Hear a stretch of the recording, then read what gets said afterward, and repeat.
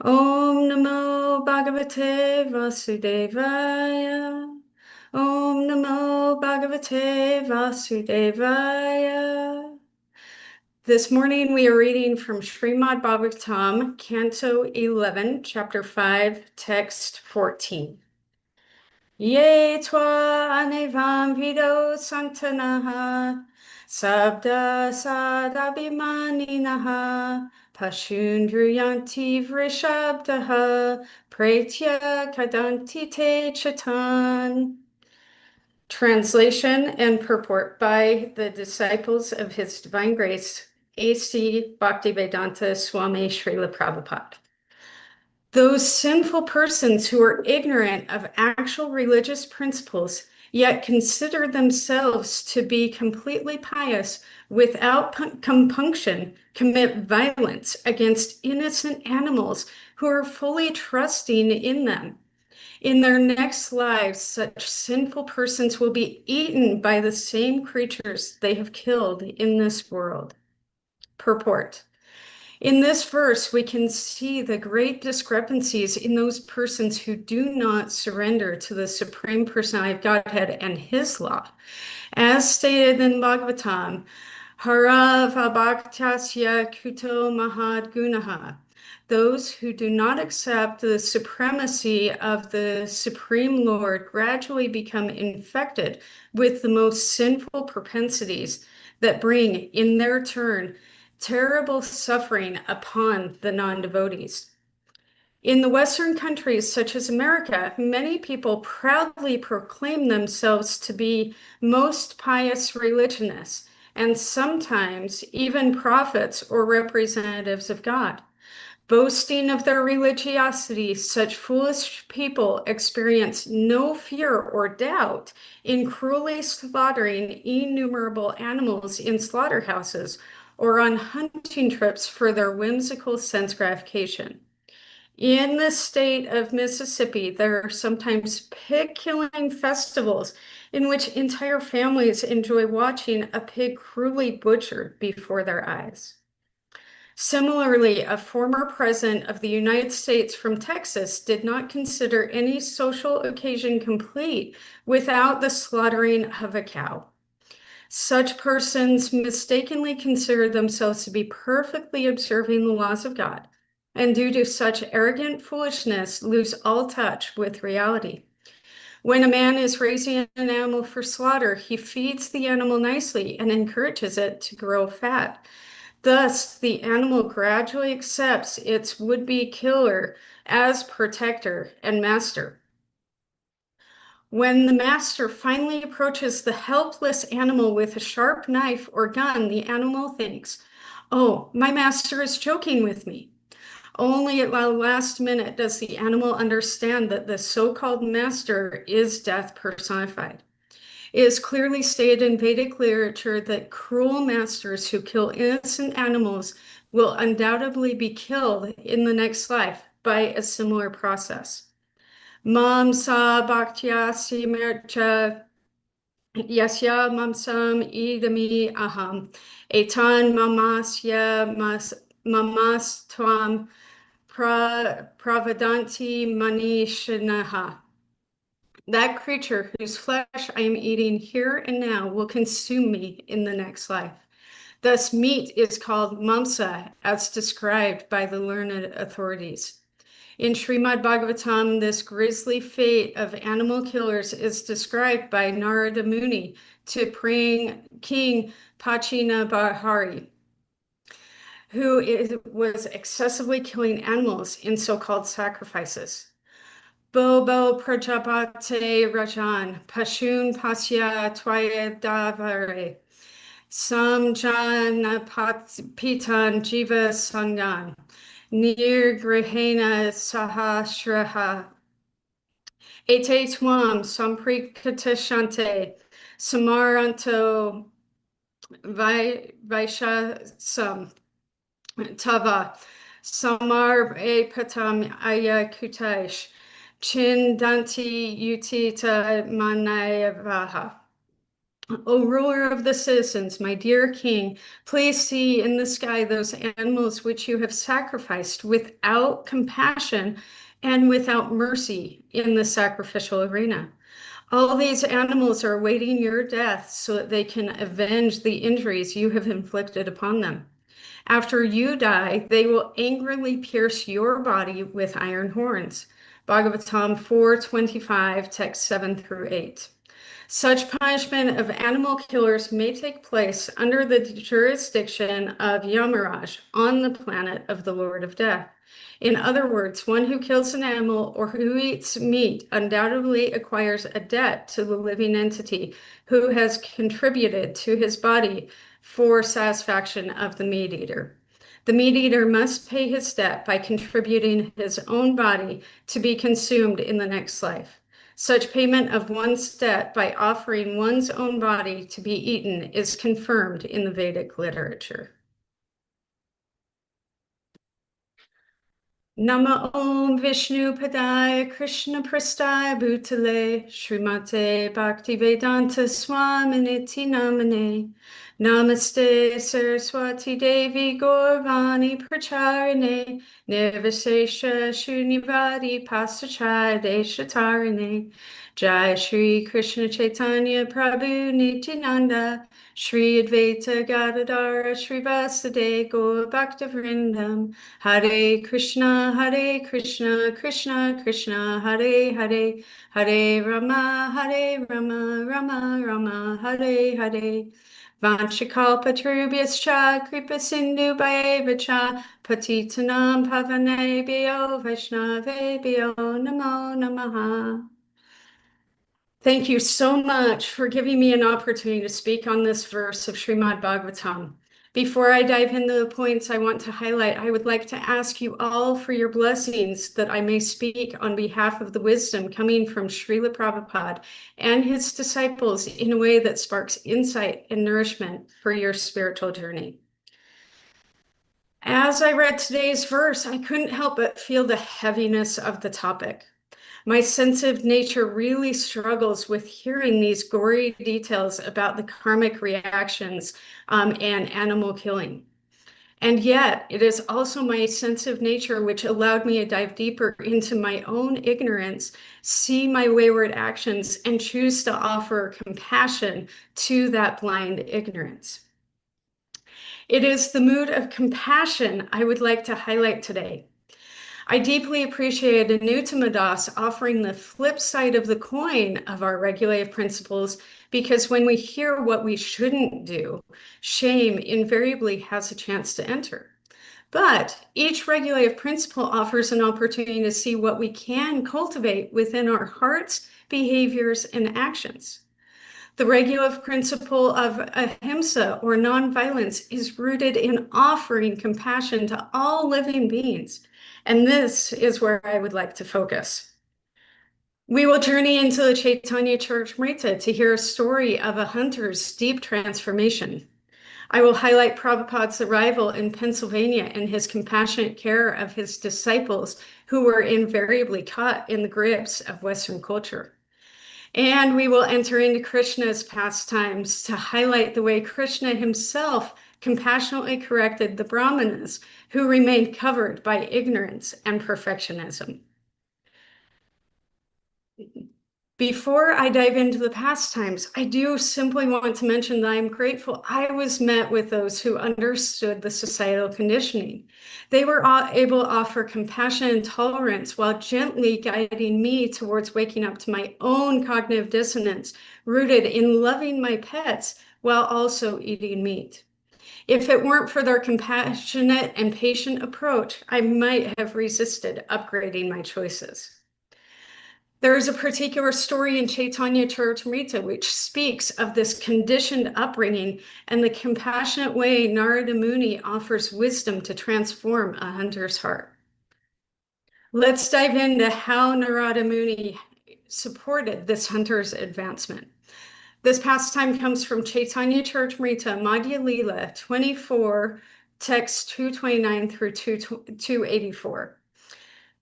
One day, Narada Muni was traveling in the forest where he came upon many animals writhing in pain with various arrows piercing their bodies. Witnessing the immense suffering of so many innocent creatures, Narada became morose and felt deep compassion for each and every poor animal. When he came across the hunter in the tree, the hunter became frustrated because all the animals had fled and interrupted his ability to indiscriminately harm the animals. Hearing the hunter voice his frustration, Narada Muni did not react. He simply turned towards curiosity. Dear hunter, are these half-dead animals that I'm seeing lying here in the forest with arrows in the bodies because of you? The hunter pridefully replied, "It gives me pleasure to see the suffering of animals pierced by my arrows. My father taught me to kill in this way, and I am following in his footsteps." Wow, the depravity of someone gaining pleasure over another's suffering hits heavy in the heart, doesn't it? And yet, Narada Muni understood the hunter's mentality and responded accordingly while remaining true to his own personal nature. The hunter, believing Narada would be pleased with some skins or meat from the slaughtered animals, offered these items to him. Narada graciously declined these offerings, thus remaining within his own integrity. Instead, Narada asked for one act of charity. He requested that the hunter kill the animals completely and not leave them to suffer a cruel death. He tapped into compassion while speaking wisdom. Narada's request offers us an opportunity to learn how to approach others and support a change of heart through the gradual process of meeting them where they are at and encouraging one small step in a new direction. This approach made the hunter curious, and he asked Narada, "My dear sir, what are you asking of me? What is wrong with the animals lying there half killed? Will you please explain this to me?" Narada replied, "If you leave the animals half dead, you are purposefully giving them pain. Therefore, you will have to suffer in retaliation. My dear hunter, your business is killing animals. That is a slight offense on your part. But when you consciously give them unnecessary pain by leaving them half dead, you incur very great sins.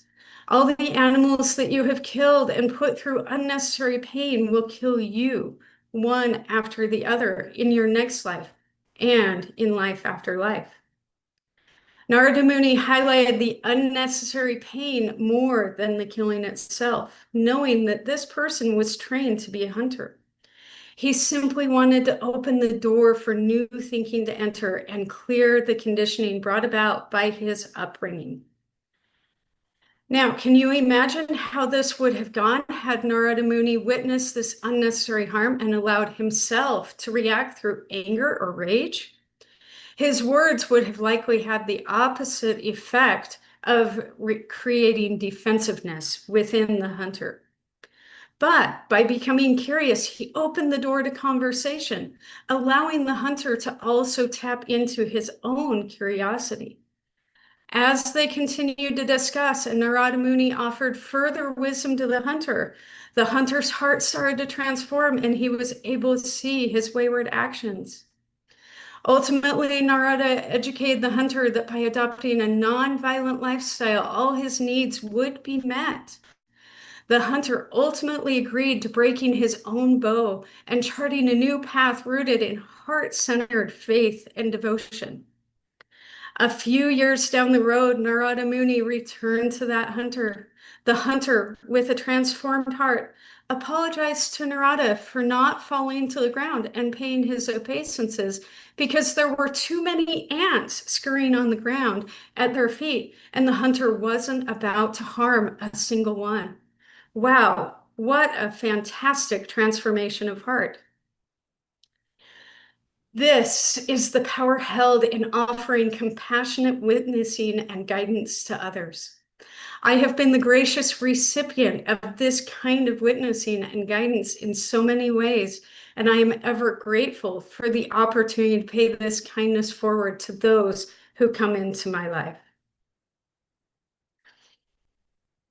The next aspect of compassion I would like to highlight is the importance of leading by example when dealing with those who may not be following the regular principles, because how we approach those caught in the modes of nature can make all the difference in the world.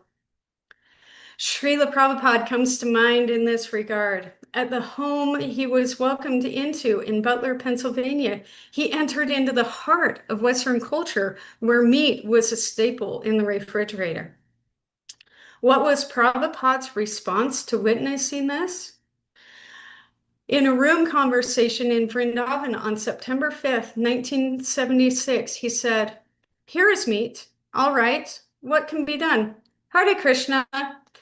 He kept his vegetables separated from the meat and continued to cook his own meals while offering prasadam to his hosts.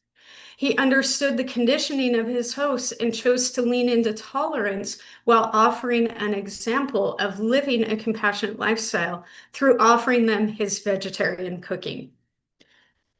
As Srila Prabhupada offered kirtan underneath the tree at Tompkins Square Park, he attracted those who were embroiled in sense gratification. And it was through his loving compassion and meeting them with the Maha Mantra, kirtan, prasadam, and gentle wisdom that he transformed hearts. This goes to show we should never underestimate the power of sublime spiritual energy rooted in compassion to be the catalyst for transforming hearts. These two stories highlight compassion in action. But what does compassion really mean? It means suffering with another living being, getting to that place where we feel their conditioning and out of love, choosing to support them in the way that they need, not necessarily in the way that might make us feel comfortable. So how do we do that? Well, often it is through recognizing Krishna's compassionate dealing with us and our own human shortcomings and imperfections. The more we can enter into our own faults with compassion, the greater opportunity we have to meet others' faults with wisdom leading the way. Ramburu Brinkman in her Karuna Care trauma class speaks to this inner transformation being the catalyst for stepping into offering care and concern for others. She says, we first need to become fully human before we are able to transcend our humanity. We are spiritual beings having a human experience. We are marginal energy, which means we have one foot in both the spiritual and material realm. And so both our human and spiritual natures must work together to realize ourselves while we are embodied. If we don't know what compassionate care looks like from the inside, and if we haven't tapped into Krishna's loving compassion for our own shortcomings, then we risk failing to meet others in their humanity. We must first descend into our own darkness with the light of Krishna's grace guiding the way before we can support others in theirs. With these two examples coming from Narada Muni and Srila Prabhupada, I want to highlight a quote from H.D. Goswami. He says, the idea that the more advanced you are, the more you make yourself different from non-devotees is really getting our philosophy backwards. Narada Muni and Srila Prabhupada highlight their ability to meet others where they are at because they have the capacity to see both the spiritual and human natures of others in ways that support conscious care and wise guidance. What wonderful examples to take to heart and contemplate on in our own dealings with others, right? Now, today's verse also brings up another key point that is highlighted by H.D. Goswami's quote. If we are so focused on the letter of the law, we run the risk of bypassing the lived experience of another living being. Even if we are well-intentioned, we can cut someone deeply if we don't meet their messiness with compassion. We see this in leaders today all around the world who are so focused on themselves that they can't see the destruction they are causing by their decisions and actions.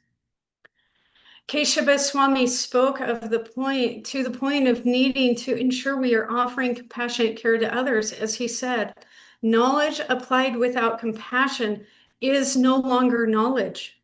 Quoting Krishna's words without sensitivity or compassion can be seen as an act of violence. Therefore, we need to be careful about using Shastra or our focus on rules and regulations in a way that blocks heart-centered connection with Krishna. With this context in mind, I want to offer one of my favorite pastimes coming from Canto 10, Chapter 23, because this pastime directly deals with those who believe they are following all the pious and religious rituals while remaining blinded to Krishna's presence in their midst. This is the story of the pious Brahmanas and their wives. Krishna's cowherd friends are feeling very hungry because they did not eat breakfast. Krishna knows the Brahmanas will be occupied with their rituals and encourages the boys to go beg for some remnants from the Brahmanas. The Brahmanas, however, are so deeply focused on offering their rituals with perfection that they are oblivious to the boys who arrived on scene and completely ignore their pleas. Dejected, the boys return to Krishna, who is simply smiling. Krishna sends them back, only this time he encourages them to bypass the Brahmanas and approach their wives. Krishna tells them to let the wives know that he and Balaram are hungry, along with all their cowherd friends. The boys do as Krishna suggests, and upon hearing that Krishna, Balaram, and the cowherd boys are hungry, the wives gather up as much of the food that they were preparing for the ritual as their arms can hold. Rushing past their husbands, the wives enter the forest and meet Krishna with abundant offerings of food to satisfy his desires.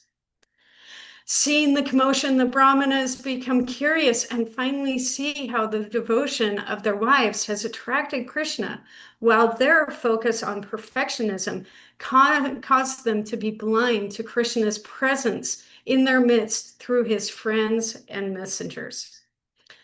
Upon seeing this sight, the Brahmanas recognize their missteps and shout, "To hell with our being born Brahmanas! To hell with our learning of all Vedic literatures! To hell with our performing great sacrifices and observing all the rules and regulations! To hell with our family! To hell with our expert service in performing the rituals exactly to the description of the scriptures! To hell with it all! For we have not developed transcendental loving service to the Supreme Personality of Godhead, who is beyond the speculation of the mind, body, and senses." The Brahmanas recognize that strictly following all the rules and regulations without remembering Krishna led to their fall down through being proud of their headspace knowledge and perfectionism in rituals. That knowledge had not transcended to their heart space, where a broad vision, seeing more than meets the eye, and seeing Krishna everywhere and in everything could take root. Thich Nhat Hanh said, "The longest journey we will ever take is from the head to the heart." As these stories point out, it is the heart, consciousness, and developing ever-deepening compassion for other living beings that support our ability to connect more deeply to Krishna's love and compassion for us. What a mood of loving reciprocation. Srila Prabhupada spoke about the importance of showing the world love because the way we love others will show them how much Krishna loves them. And what a wonderful example he set, especially for us ignorant Westerners. Healthy compassion is rooted in deeper understanding of our own ignorance while also recognizing the importance of consciously and compassionately supporting others as they work through their ignorance. If Krishna is offering us ultimate compassion and mercy for our shortcomings, then who are we to condemn others in theirs? And yet, as we have seen today, true compassion also resides in speaking truth in kindness and supporting others in disentangling from their wayward actions. We can see this mood of speaking truth and kindness through the example set by Narada's interactions with the hunter. He spoke truth from a place of compassion for everyone else. He wanted to do what he could to minimize the needless suffering of the poor animals, as well as the hunter's karmic reaction, which meant speaking truth to the hunter's behaviors and actions. Sometimes it's best for us to speak up and offer support to another. Sometimes it is best to lead by example.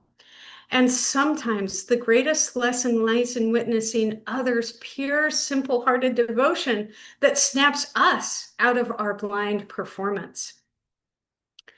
It takes a great deal of emotional intelligence and wisdom to understand how each situation we may come across is nuanced and unique.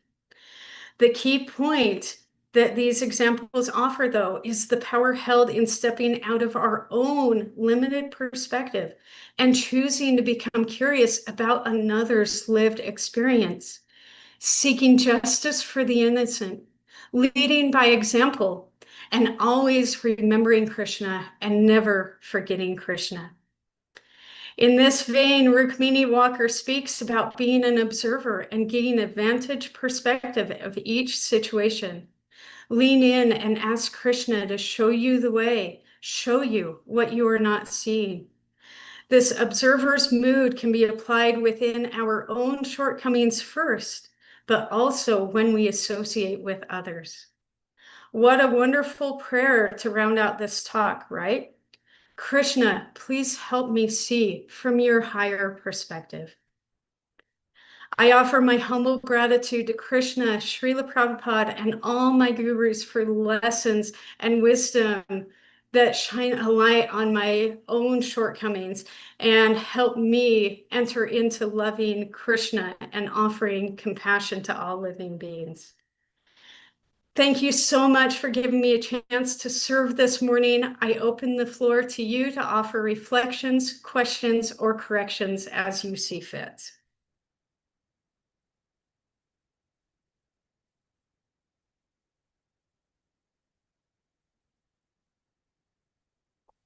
Can I ask a question? Certainly. So, I just wanted to ask because I sometimes struggle with getting all my rounds in every day. I mean, I wish I didn't have to say that. Um, I'm getting my rounds in now. This morning is good. But I wanted to ask, like, from your experience, like, or from like your wisdom, like how much importance can we put into getting our set number of rounds in, whether it be 16 or a different number, like every day, just like in the sense of like offering it to Krishna? Because sometimes if I don't, I feel very off. Explain a little bit more of that off feeling to me. What feels off to you? Just like my consciousness, like I'm all over the place. Like I feel like I'm missing Krishna, and and not only missing him, like like Shashtakam verse. Even if he handles me roughly with his embrace, like I should be okay with it. So I feel sometimes that if I don't get my rounds in, like I think Krishna's expecting me to get my rounds in now, versus before it was more like much more romantic. Like like I get my rounds in, I feel blissful. Now, like I have to get my rounds in, just so like I make sure Krishna is satisfied, and then therefore I'm satisfied. Yeah, so it sounds like you've noticed a shift in blissfulness versus obligation. Yeah, And kind of what I want to bring to light, especially coming from Ramburu Brinkman, is we also need to assess where we're at with life circumstances. I know right now everything going on in the world can land very heavy in our hearts. And it can really throw us off track. We can get caught up in doom scrolling. We can get caught up in all of the externals, and that can pull us away from our sadhana. So we have two responses to feeling this offness. We can pile shame on ourselves and feel guilty about not not completing our rounds because we aren't completing what we vowed to Krishna. Or we can offer ourselves compassion, recognize that there may be some things going on in our lives that are distracting us, so we can't be fully present with Krishna, and offer a prayer to Krishna, asking for his help to bring us back into that mood of loving connection with him. Yeah, that's true. That's true. I get that now that I can actually have a conversation with Krishna in the sense, at least, pray for something. Um, yeah, that's really nice, and especially like I also read on another post on Facebook of all things that there was a devotee who was informed by his Guru Maharaj that Lord Indra is testing him, to see if he wants to go to Indra Loka or he wants to go to Krishna Loka. And his Guru said, just tell Lord Indra, no, my desire is to go back home, back to Godhead. So yeah, so thank you so much. Thank you. You're welcome. Thank you for the deep question and the deep introspection on figuring out where that offness came from. Yes.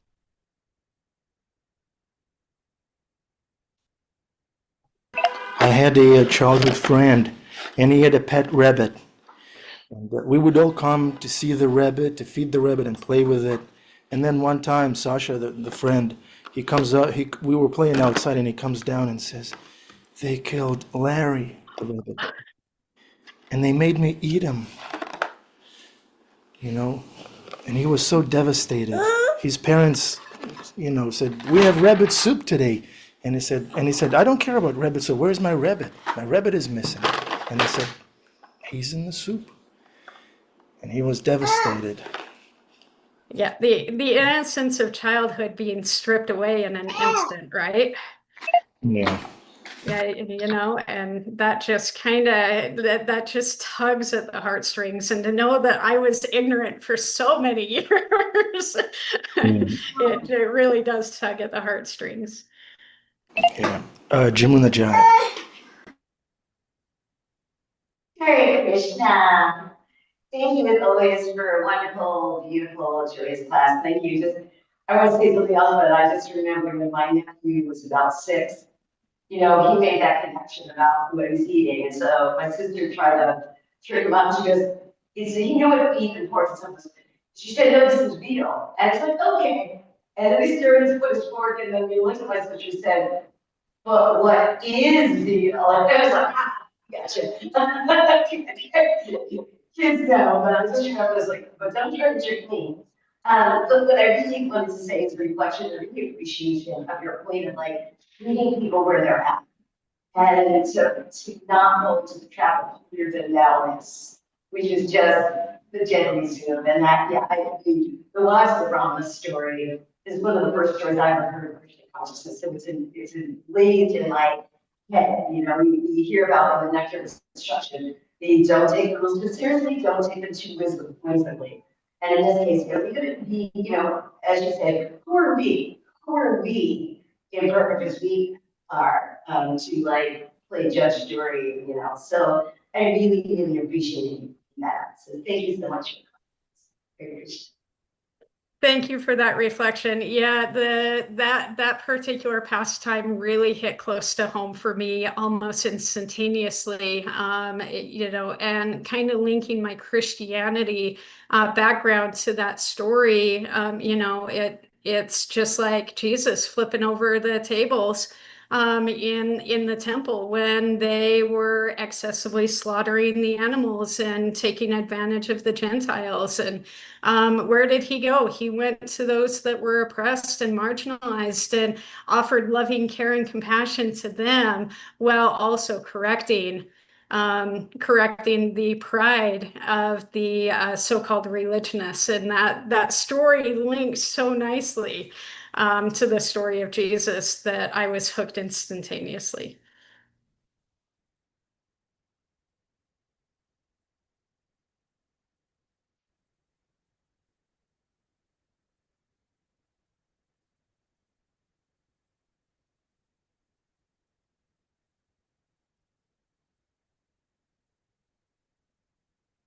We have another 6 minutes for reflections? What impacted you? What are you taking home?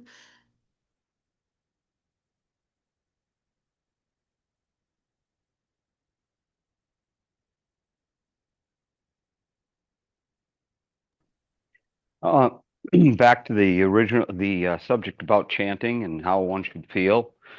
I think Prabhupada said we should be obligatedly blissful. We're obligated to be blissful. When you don't, he said that when you don't feel it, fake it. Pretend you feel it. Just act enthusiastic. And then we used to do that. I remember in Kirtan, way back when I was just a beginning bhakta. And I was so intent on observing the crowd and reading everybody and finding out, is this real? Is this real? This life they're living. That actually comes from a Pawnee poem. Is this real? Is this real? This life we're living. A simple little thing. So, that's the enthusiasm, that's the bliss. Like, this is real. This chanting of the names, I'm actually, trying to have a relationship with God, and such a God too. Um, but sometimes if you just simply jump into the kirtan, like I did back then when I was too busy observing, I would just jump into the kirtan and just let go, just like the kirtan of chanting the holy names when you're alone. If you just let go, um, then the holy name does the work. It's not up to us, but the holy name itself does and their selves does the work for us. Hare Krishna. Yeah, thank you for bringing that wisdom in, Bhima. You're reminding me of something Rukmini Walker continuously encourages us to do, and that is if we aren't crying for Krishna, then we need to be crying that we aren't crying for Krishna. So just remembering that offness can be a stimulus to reconnect. Sundar Ananda, I see your hand raised. Yes, Hare Krishna, Nataraja, Prabhu. Thank you. I have a question on how to overcome our old habits of distraction due to devices like cell phones, wasting time scrolling. Like Radhanath Swami calls it tools of mass distraction. And I heard a class yesterday where someone was saying each time try to choose Krishna. So, but then our mind is so conditioned and we keep going back. How do we get out of that mode quickly and come to choose Krishna? So you're bringing something up that I am continually battling with myself. So, especially this very sensitive soul that wants to be aware of what's going on in the world so that I can support others, right? So, but I also know that I can get caught in that loop of going down the wrong direction. And so, it's becoming consciously aware of how it makes you feel can be one of the first steps. Because as we pause, even if we're scrolling and then we take some time to just pause and get curious within our bodies and within our consciousness and ask, how is this making me feel? Then we can start to feel that heaviness, that weight, that lower consciousness that creeps in. And as we feel that, just like Narottama Nitai Das was speaking about feeling off, that can help be the impetus for putting in a new strategy. And picking up Bhagavad Gita, or choosing to go on Vedabase instead of going onto Facebook. Chaitanya Charan Prabhu spoke about utilizing our devices in ways that encourage that mood. So as we're searching, I know I personally don't have the apps on my phone, but it's really easy to go to Google search. But if we can start putting in search terms that point us towards Krishna, then those will be the ones that automatically pop up when we go to that Google search bar. So that'll be the impetus for picking that site instead of one of the doom scrolling sites. So that's stuff that I am personally working on trying to implement myself. Thank you for the suggestion. There's an app that turns your phone into a dumb phone. I haven't tried that yet. Yeah. Sweet. Thank you very much, Nata Kirata, for the session of Krishna consciousness. It's darshan time. I'm not sure if the temple room is around. So would anyone like to broadcast their home deities? I'm here. I'm in the temple. Be there in a second. Oh, thank you, Jimmy Jaya. What is doom scrolling? Pink Yogi of Harlem is asking. Doom scrolling. Pink Yogi, you are a pure soul. If you don't know what that is. Yes, very much so. Doom scrolling is what is being termed for endlessly scrolling on Facebook to see all the anger and divisiveness and everything that is wrong with the world going on before our eyes. Our compassionate hearts were never meant to take on all of the heaviness of the world.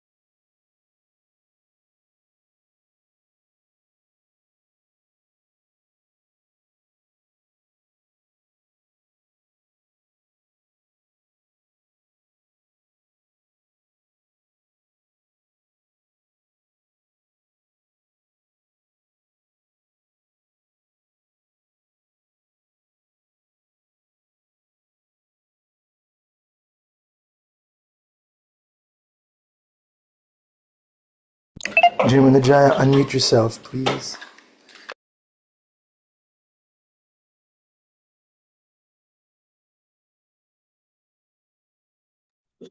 Tamam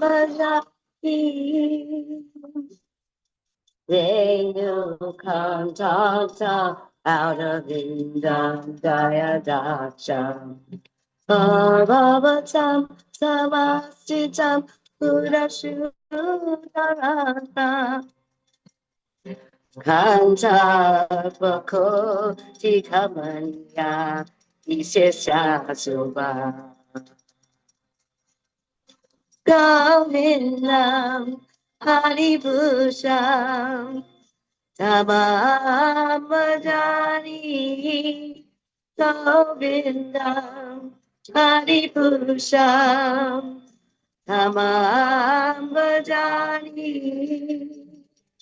Govindam Haribhusham Tamam Bhajani Anjali Yasya Sakalam Diyavriti Bhakti Pashanti Kanti Gayanti Niranjanati Andamati Maya Sadhu Jala Vigrahasya Govinam Haribhusham Tamam Bhajani Govindam Haribhusham Tamam Bhajani Govindam Haribhusham Tamam Bhajani Govindam Haribhusham Tamam Haribhusham Tamam Govinda, Hari Bhusha, Tamam Bhajani, Govinda, Hari Bhusha, Tamam Bhajani, Govinda, Sham, Tamam Bhajani, Govinda, Hari Bhusha, Tamam.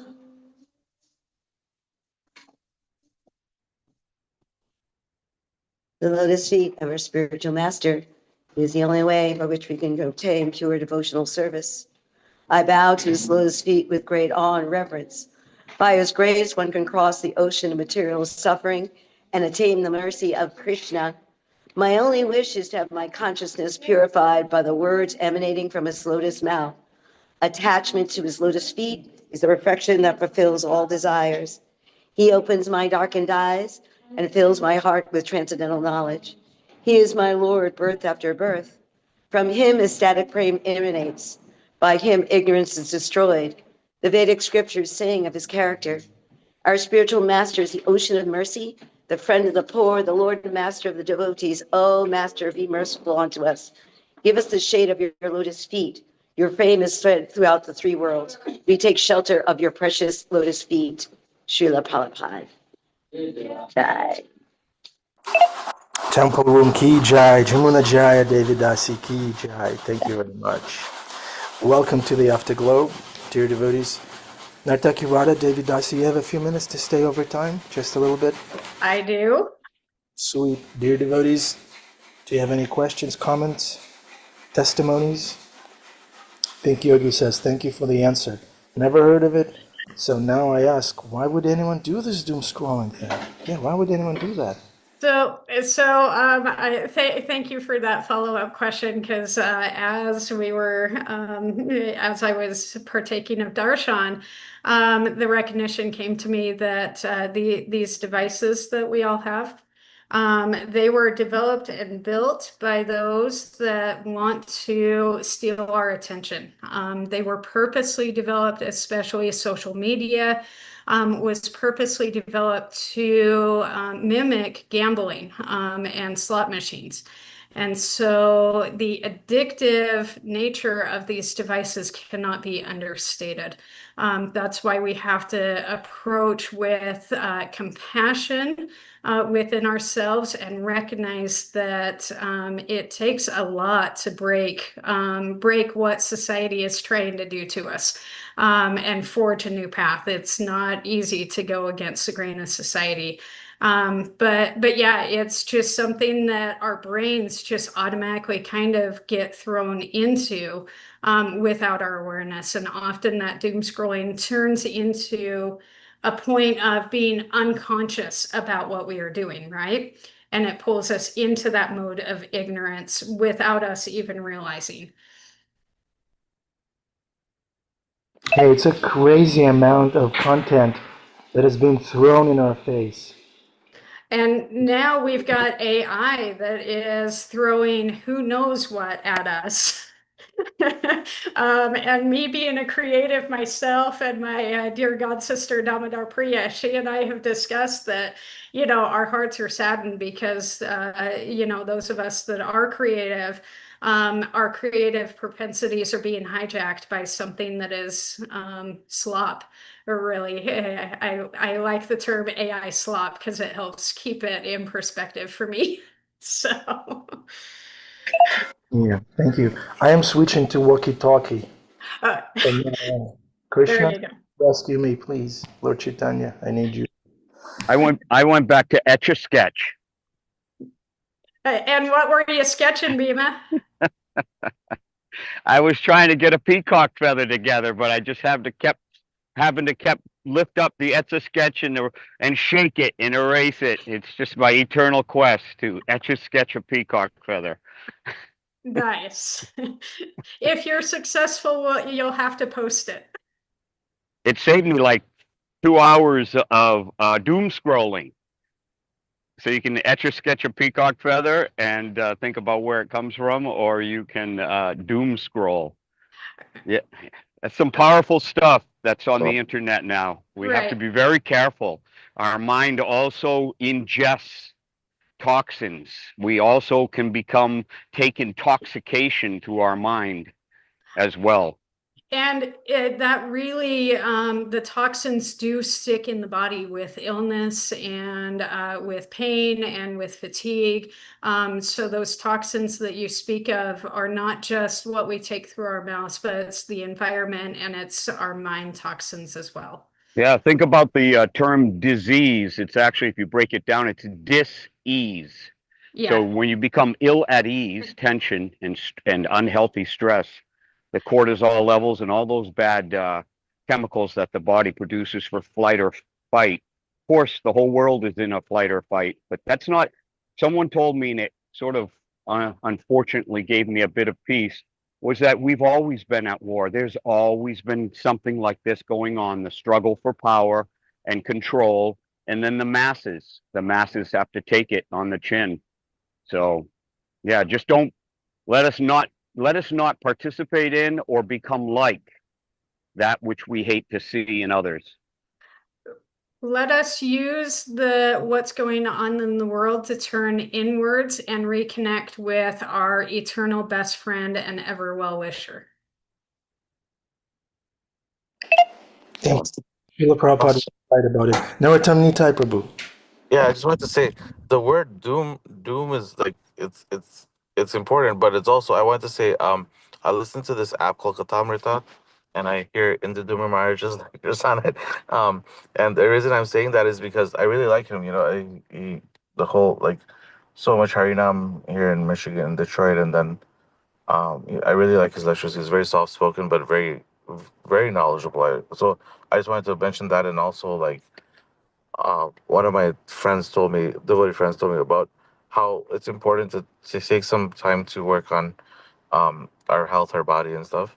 Just because, like, yeah, we do hold, all emotions in our body, but it also like as we become more and more Krishna conscious, like every 7 years the cells change and everything. So like just like Haridas Thakur, we, one day or we can become our body can be completely purified by pure devotional service, um or unalloyed devotional service. So like yeah, so I just wanted to mention that I think I'm on a high because I chanted a lot. So nonetheless, Oh, good. Yeah. So one of the things that I am really focusing on as I'm offering coaching out to others is the kind of mantra that I'm using is nourishing mind, body, and spirit so you can thrive. And Srila Prabhupada wanted us to find the balance in mind, body, and spirit. And when they are balanced, when they are regulated, then we can come alive for Krishna's will and Krishna's desires, and we can become instruments of his desires. But if we don't have a healthy body and if we don't have a healthy mind, then there's zero chance for our spirit to come alive and shine brightly.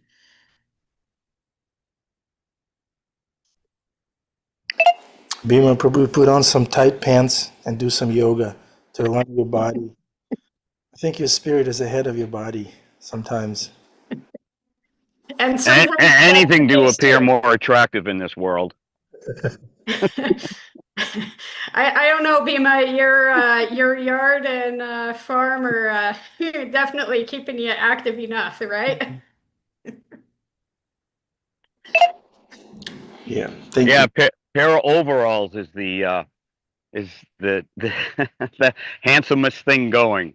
If my overalls are clean, then I'm really dressed in the Ritz. Excellent. Sweet. Annabelle, Isaiah, Sage, and Sky, if you're here, please unmute yourself, chant Hare Krishna loudly. That's the condition, loudly.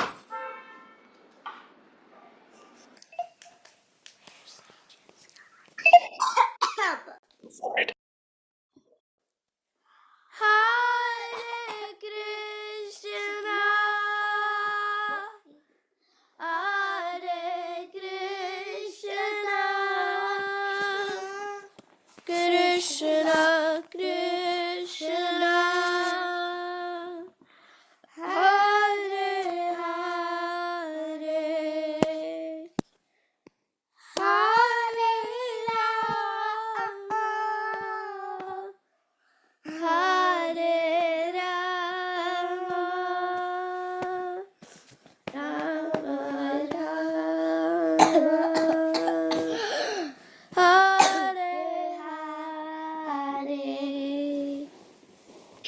Thank you. That was excellent. Annabelle and Isaiah, Ki Jai. Great. Nartaki Randa Devidasi, Ki Jai.